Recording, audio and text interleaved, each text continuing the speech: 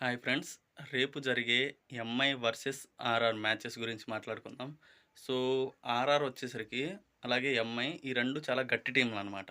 ఎందుకంటే RR 2008లో Indian prime లాంగ్వేజ్‌లో first championship గెలిచి స్ట్రాంగెస్ట్ టీమ్‌గా నిలిచింది.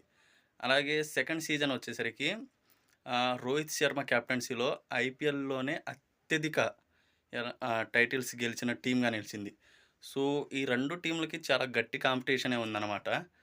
చూడాలి ఏ టీమ్ గెలిచిద్ది, అలాగే ఏ టీమ్ ఓడిపోయిద్దో. కానీ ఆహ్, ఎంఐలో మాత్రం చాలా మంచి ఎక్స్‌పీరియన్స్ ప్లేయర్స్ ఉన్నారు. అలాగే ఆర్ఆర్‌లో గూడా ఉన్నారు.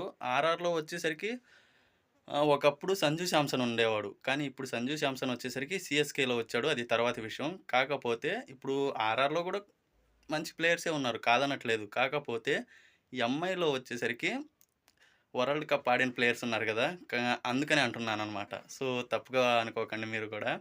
సో, ఎంఐ వర్సెస్ ఆర్ఆర్ అంటే చాలా గట్టి టీమే. మంచి టీము. చూడాలి ఏ టీమ్ గెలిచిద్ది, ఏ టీమ్ ఓడిపోయిద్దో. సో